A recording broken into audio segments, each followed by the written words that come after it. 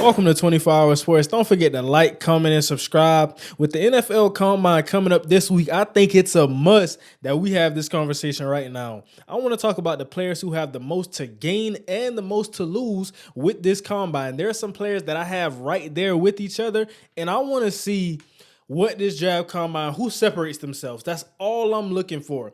And also, when we're talking about some guys that have a lot to lose, we have some measurable concerns. And we're going to get into that all. But I want to start in with the guys who have the most to gain out of the NFL draft combine. And number one is a guy who I have right there with the prospect. It's Tyree Wilson.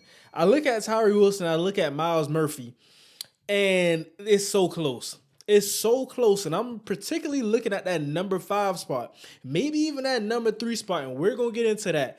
But I want to say, for the first true defensive end, first true edge, we see Will Anderson, but I wouldn't consider him a true defensive end.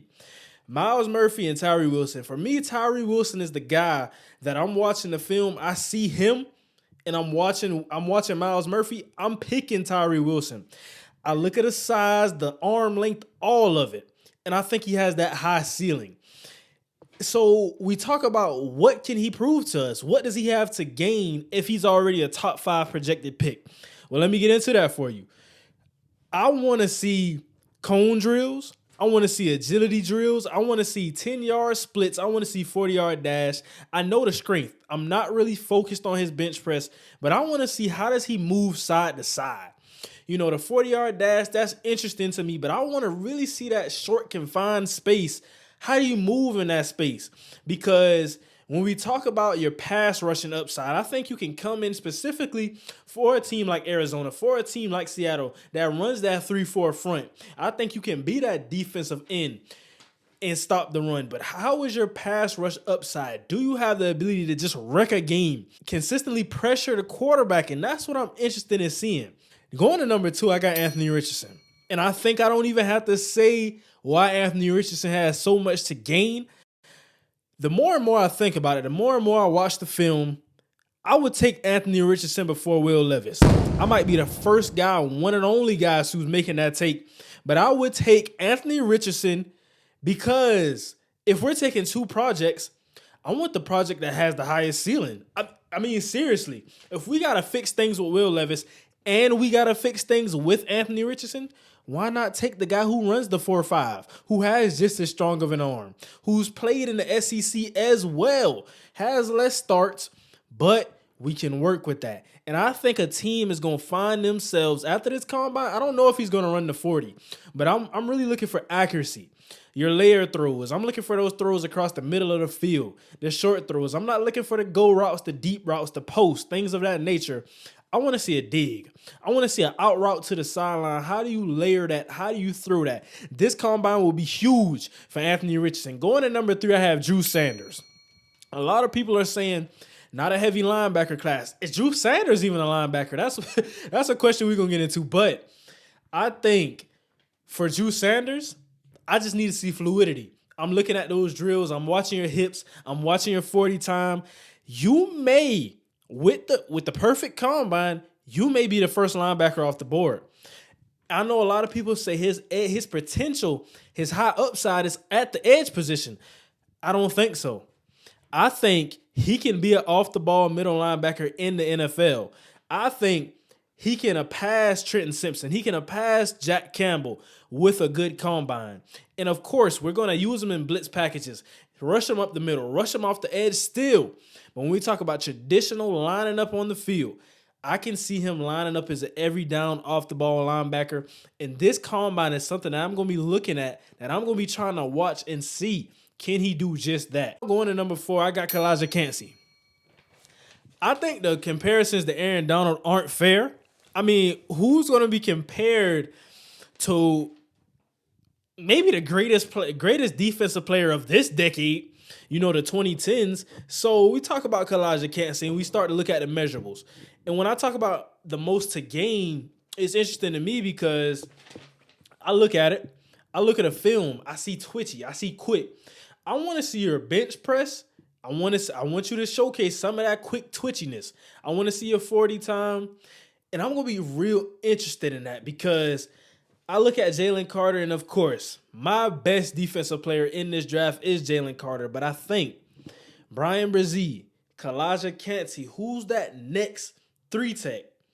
Brian Brzee having more versatility on the line, but Kalijah Kancey being that true 3-tech, what is his upside going to be? What can he showcase to us at the draft combine? And I think he has a lot to gain. I can see him possibly going as high as 10. And he's not off the board for the Philadelphia Eagles at 10. He's not off the board for maybe a Green Bay, a team like that. So my eyes are glued to the screen. My eyes are glued to Kalijah Kancey, and that's going to take me to number 5. I want to see Joey Porter. Joey Porter, the cornerback class is very controversial in this draft. I think depending on your scheme, depending on what you want to do with your corners, Joey Porter may in fact be your guy.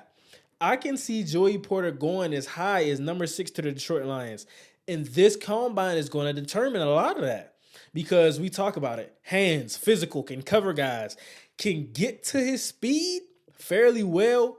But when he gets to that speed, it's not the elite speed. It's not 4.4, 4.3 like we may see some corners running this draft. I think he's more of a lower 4.4, high 4.5 guy. That's not as important as you think. I want to see his fluidity. I want to see the ball drills. How does he attack the ball? That's all I'm focused on because I want you to come in. I want you to create turnovers. I want you to stick with these DBs. And I think he can do all of that. But this combine is going to really solidify that. Whether he's cornerback 1 off the board, whether he's cornerback 2 off the board. Same goes for Witherspoon and Gonzalez as well. But I'm focused on Joey Porter. Now we got the guys with the most to lose. Starting off with Bryce Young. I think everybody knows that at this point he has a lot on the table. And it's basically quarterback 1. Because do we fall in love? Do we want to be safe? We look at Indy. We look at Texans, new head coaches. We don't want to really ruin these guys. If we take a flyer on Bryce Young, we got a new head coach. This guy might be out the door in 2 years. So now, with the injuries, with the concerns, the question is, I don't care about his height. 5'10", 5'11", he's going to be a good football player. My concern is the injuries. How much are you going to weigh when you weigh in at this draft combine? That's all my eyes are focused on. I know you can make every throw. I know you can improvise. I know you can get out the pocket. But how much do you weigh? My advice to you would be to eat a couple sandwiches, drink a couple drinks, and then go weigh in. And then you're feeling good about yourself. Now, because you're probably somewhere around 195 to 200 pounds. But Peter Skoronski, another guy. And I would fit these guys in my measurables category. Peter Skoronski, arm length. We've all heard it by now. So I think that's why I have him there. As far as a football player, it's not really nothing he can lose because he's the best tackle as far as on the field production. But some teams may view him as a guard. And I think he can be elite at guard and tackle. So when we get him, this combine, his measurables, his arm length is going to be very important to what are we scouting him as. Because some teams may be looking at Osiris Torrance. We can get Peter Skoronski more athletic, move him down the guard. That may be in play for a lot of teams. But that's what I'm glued into right there. Going to number 3, I got a corner, and this is Kelly Ringo. I know what people are saying about Kelly Ringo. Some people are even saying the move to safety is not out of play. So I'm looking at the fluidity. I'm looking at the 40, the cone drills, agility, all of that. But I'm really looking at that fluidity more than anything. How do those hips flow? How do you get into your speed turn?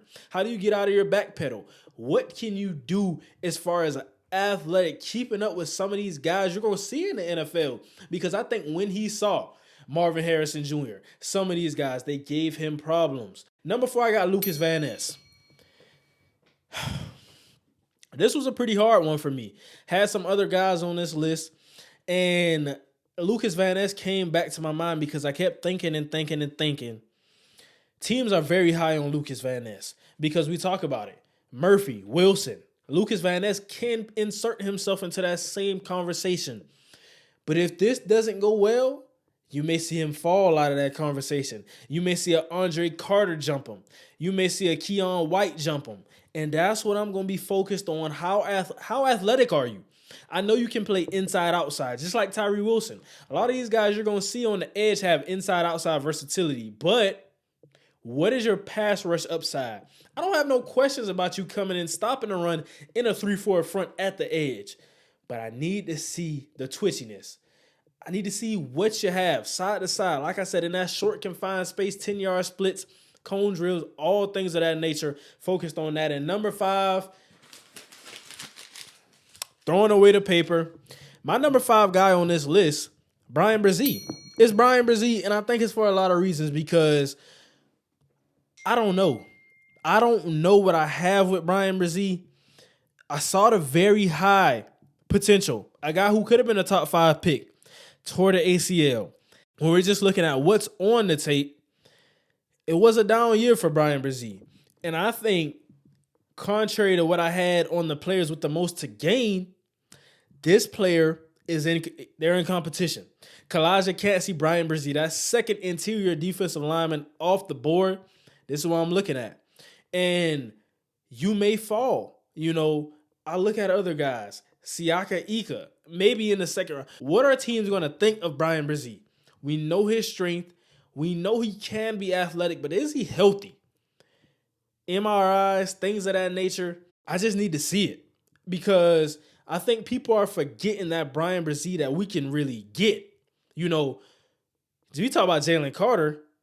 A couple years ago, before that ACL, Bryan Bresee was that guy.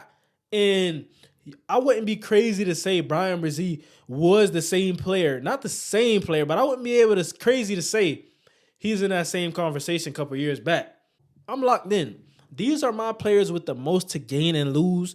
And honestly, this can be a part 2. So if you want to see a part 2, we got to run this up. Let's get some likes. Let's do it. And I'm going to give us a goal of 100 likes on this video just to get a part 2 because there's more I want to get into. Like I said, I talked about Keon White. I talked about Deonte Banks, Emmanuel Forbes, those type of guys. Who has the most to gain? Who has the most to lose? These are my guys. And I'm going to leave you with this thought as we get out of this video. But as always, we out.